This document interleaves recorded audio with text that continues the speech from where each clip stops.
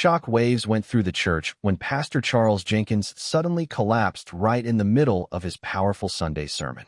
One moment he was preaching with passion, and the very next moment chaos broke out as people rushed to the pulpit. You won't believe how quickly everything changed inside that sanctuary. At first, his voice had only started to shake a little. His hand was gripping the pulpit tighter, and some thought it was just part of the emotions he was pouring into the message. But here's the shocking part. His strength failed, and within seconds, he fell forward, leaving the congregation screaming, crying, and running in panic. Eyewitnesses later described the moment as unreal, saying it felt like time had stopped. One woman explained that at first they believed he had fainted, but the fear in the voices around them told a different story. Others shouted and prayed loudly, begging God to keep their pastor alive. Let me tell you, this was not an ordinary Sunday. This was the moment when destiny took an unexpected turn, changing the entire atmosphere of what had started as a day of worship. Trained medical members inside the church rushed forward, checking his pulse and trying to keep him steady while ushers attempted to control the panic. Some people ran to call 911 while others dropped to their knees in prayer. Within minutes, paramedics came rushing into the sanctuary with a stretcher. What was once a place filled with joyful songs now turned into a place filled with sobs and heavy silence. People stood frozen, unable to understand what they had just witnessed. As Pastor Jenkins was carried out on the stretcher, members of the congregation followed in tears. The choir that had been singing earlier now stood quietly, some covering their faces, others holding each other. Outside the church, flashing lights from ambulances and police cars painted the streets while church members held hands in prayer circles, crying and pleading for his survival. The craziest part was how fast everything had changed.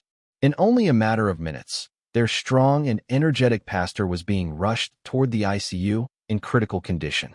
The hospital confirmed later that he was alive, but in serious state, placed under close watch as doctors try to understand what had happened.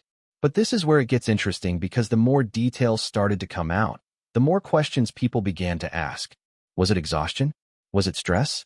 Or was there something more behind his sudden collapse that no one was ready to talk about yet? People were left shocked, desperate, and restless for answers while rumors began spreading online faster than anyone could control. Inside the hospital, the atmosphere was heavy as doctors worked urgently to stabilize Pastor Jenkins. The church had only received the first short update that he was in critical but stable condition, but beyond that, details were not revealed. Let me tell you, this silence only made the situation more confusing. Family members stayed close to his bedside, refusing to leave him alone for even a moment. His wife was described as heartbroken but strong, quietly asking for privacy while encouraging everyone to keep praying. Church leaders also rushed to the hospital, some taking turns visiting his room, while others tried to calm the congregation who were now flooded with fear and questions. Meanwhile, social media had already exploded. Within minutes of the collapse, videos from inside the church spread online, showing the panic after he fell.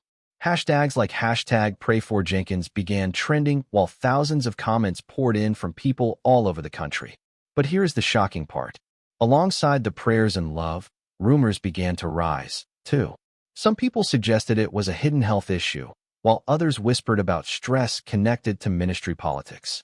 The lack of transparency from the hospital made these voices louder, and soon the story became more than just a health crisis. It turned into controversy. What makes the story different? It was not only about Pastor Jenkins's health, but also about the burden pastors carry behind the scenes. Insiders started hinting that Jenkins had been pushing himself too hard in the weeks leading to his collapse. He had been traveling, preaching, attending meetings, and fulfilling music commitments without taking proper rest. Destiny took an unexpected turn because instead of slowing down, he reportedly brushed off his exhaustion to keep serving. The truth is, pastors like him often hide their weakness, afraid of letting people down.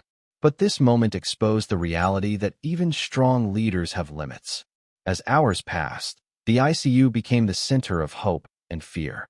Some insiders quietly shared that he was showing small but positive signs of response like movement and moments of awareness, which gave the family hope.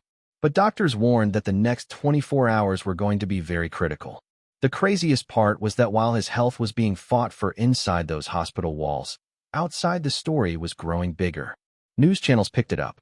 Gospel artists sent messages, and leaders like Bishop T.D. Jake and Kirk Franklin asked their followers to storm heaven with prayers. Everyone was united in faith, but whispers of doubt and speculation could not be stopped. By the next day, the entire gospel community was talking about Pastor Jenkins. Support came pouring in from every corner of the nation. Fellow pastors, gospel singers, and even celebrities who had worked with him shared emotional posts online calling him a brother, a mentor, and a true servant of God. Let me tell you, the love was overwhelming. Outside his church in Chicago, members gathered through the night with candles in their hands, singing softly and praying with tears in their eyes. Families stood side by side, holding on to hope that their beloved pastor would open his eyes and return to the pulpit. But here's the shocking part. Not everyone was focused only on prayer. Social media, while filled with encouragement, also became a place of debate. Some people questioned why the church was not sharing more about his condition. Others suggested that his collapse was the result of hidden struggles, either physical or emotional. This is where it gets interesting because suddenly the story was no longer just about one man. It became a bigger conversation about the pressures pastors face. A few critics even said large churches put too much weight on their leaders, expecting them to be strong all the time without realizing the cost it takes on their health. The craziest part was that these discussions created a divide.